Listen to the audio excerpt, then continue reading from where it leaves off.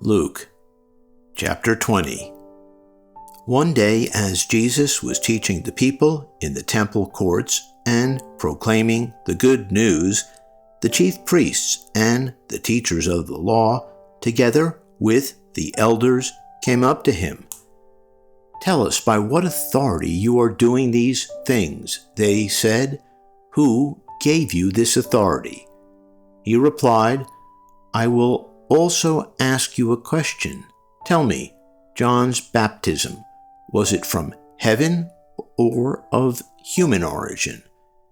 They discussed it among themselves and said, "If we say from heaven, he will ask, 'Why didn't you believe him?' But if we say of human origin, all the people will stone us, because they are persuaded that John was a prophet." So they answered, "We don't know where it was from." Jesus said, "Neither will I tell you by what authority I am doing these things." He went on to tell the people this parable. A man planted a vineyard, rented it to some farmers, and they went away for a long time. At harvest time, he sent a servant to the tenants so they would give him some of the fruit of the vineyard. But the tenants beat him and sent him away empty-handed. He sent another servant, but that one also they beat and treated shamefully, and sent away empty-handed. He sent still a third, and they wounded him and threw him out. The owner of the vineyard said, "What shall I do? I will send my son, whom I love. Perhaps they will respect him." But when the tenants saw him, they talked the matter over. "This is the heir," they said. "Let's kill him, and the inheritance will be ours." So they threw him out of the vineyard and killed him. What then will the owner of the vineyard do to them? He will come and kill those tenants and give the vineyard to others.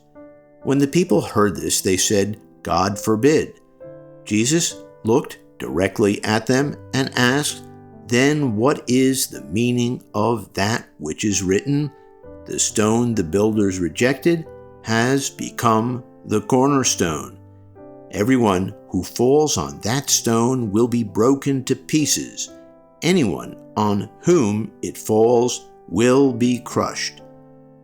The teachers of the law and the chief priests looked for a way to arrest him immediately, because they knew he had spoken this parable against them, but they were afraid of the people. Keeping a close watch on him, they sent spies who pretended to be sincere. They hoped to catch Jesus in something he said, so that they might hand him over to the power and authority of the governor.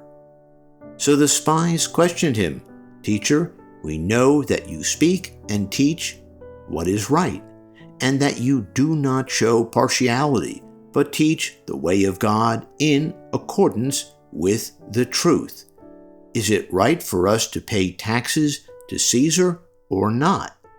He saw through their duplicity and said to them, "Show me a denarius.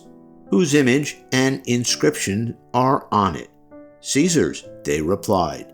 He said to them, "Then give Caesar back to Caesar what is Caesar's, and to God what is God's." They were unable to trap him in what he had said there in public, and astonished by his answer, they became silent. Some of the Sadducees, who say there is no resurrection, came to Jesus with a question.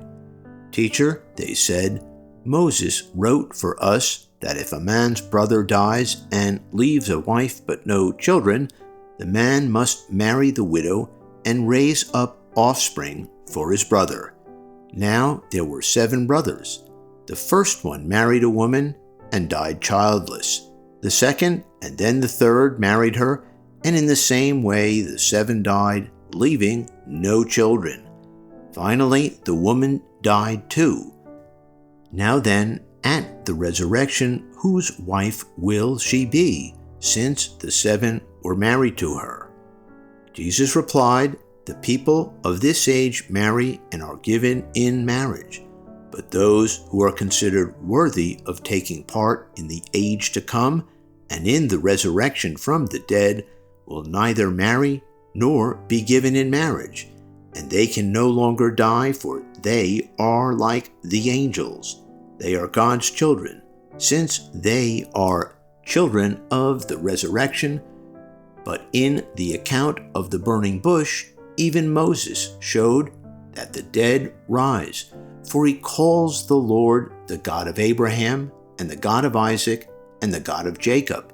He is not the God of the dead, but of the living, for him all are alive.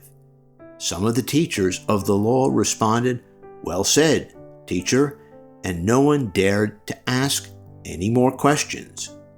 Then Jesus said to them, Why is it that the Messiah is the son of David? David himself declares in the book of Psalms, The Lord said to my Lord, Sit at my right hand until I make your enemies a footstool for your feet.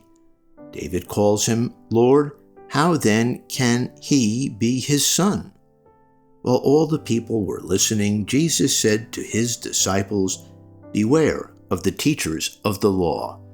They like to walk around in flowing robes and love to be greeted with respect in the marketplaces, and have the most important seats in the synagogues and the places of honor at banquets.